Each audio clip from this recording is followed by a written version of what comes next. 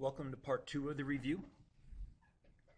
For this one, we're going to add a little more CSS to our web page. You should have the basic HTML set for this one from the first tutorial. Now our resource is going to be w3schools.com. That's sort of the equivalent of our online textbook. And you can bookmark that because obviously right in here there's an HTML tutorial and a CSS one, as well as references. So you don't have to memorize anything in this class. You just know how to find the code that we're in here, and you can do a lot of copying, pasting, and you can also use your past programs. You can also jump to these links as well. I'm going to jump into the HTML tutorial, and once that's loaded, you'll notice all this list of all the things we can do. Notice it starts with HTML though. Sometimes guys are on the wrong page. If you want to jump to the other one, just jump to CSS right there. Everything we're probably going to need for this. Okay, so find your web page wherever you've put it.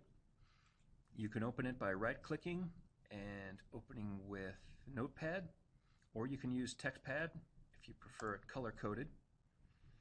This is what you should have made before. And once again, notice that our style, our CSS, which is our cascading style sheet, is between our two style tags. And that lies inside the head tag, which is before our body, and the body is what is seen. So down here, all we have is page content. Now what we're going to do is modify that content a little more, so we'll be working up here in the style tags.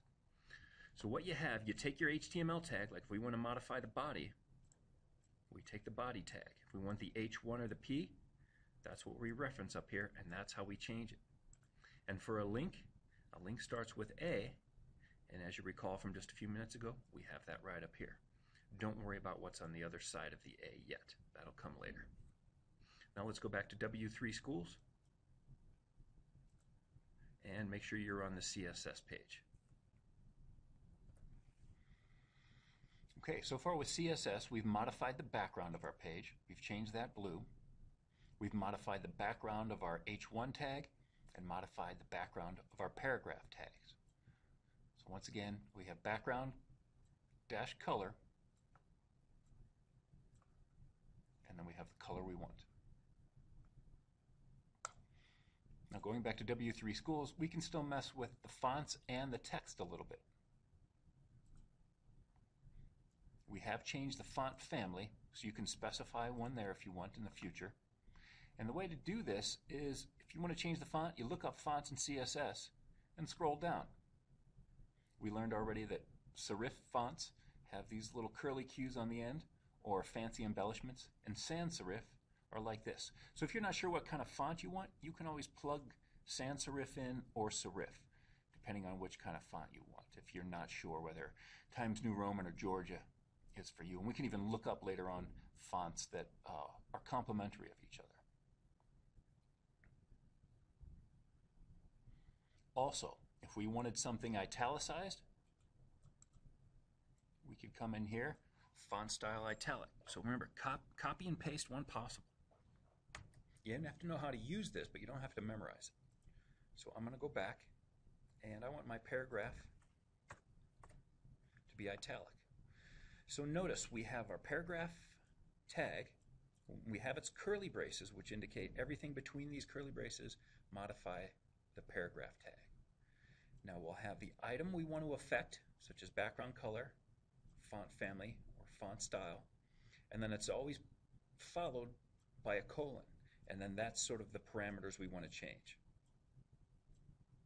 And then it always ends with a semicolon telling the computer that that's the end of that particular command we're giving. So I'm going to save, refresh. Several ways to refresh. You can reload the page, hit the refresh button, or F5 on your keyboard refreshes it. And there, we went to italics. That might be a little hard to read, so we can also change the color of text. And that's the easiest one, just to change the straight up front color. Just the word color, colon. I'll make mine white.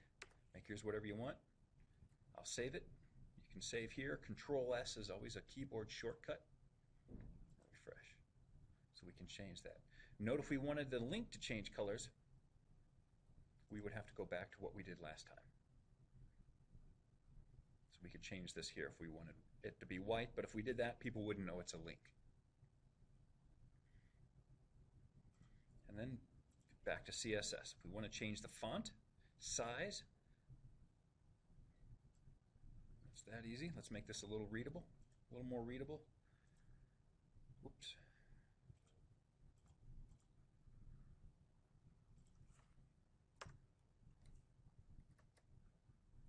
I didn't copy. Copy. Control V paste, or you can right click and paste. And it helps to indent, just makes life easier to read and have everything lined up. So font size 40. Let's take a look, see how big that is. That's a little big, so I'm going to go to 18. Control S to save. Refresh. I can't tell if that's bigger or not, but a little easier to read for me. Let's go back to W3 Schools. We'll skip this. This is just a different way of choosing the size of font with using percentages or M's.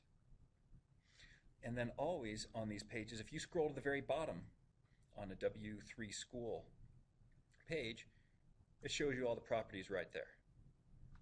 So font family, size, style, weight. If we wanted to make it bold, I could click right on that. Take me to some examples. But now we want to go to, I'm going to hit back. We've messed with font. And we've messed with background, so let's click on text. See what we can change here. Text formatting, it says. We can change the color, which we just did. But I'm going to scroll to the bottom like I was talking about. See what all the text properties are. Color, direction, if you want to get fancy, we're not going to mess with that. Letter spacing, only if you're going to get really custom. The line height. Say it was a paper for one of your English teachers and you were it had to be 2 pages long. It was only 1.5. We might be able to change the line height. We can do text align. I'm going to right click and open that in a new pad and tab, come back to that. Let's see if we want to drop shadows. We've used indent before for indentations, and that might be enough for us. So I could come up here and find all that, or look at what I was just at. So if we wanted to indent our paragraph, I can copy and paste that in.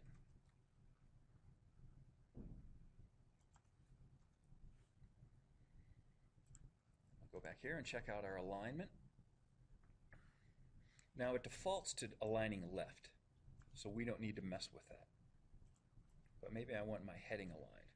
So I'm going to copy text align center, and just like here, I'm going to put it in my H1 tag.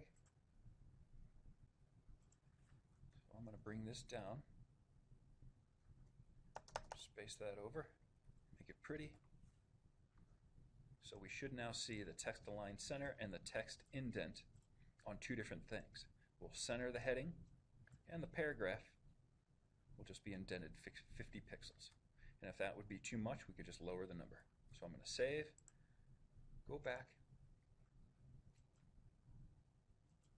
and refresh. I hope it works. And it's not. Let me make sure I've saved that.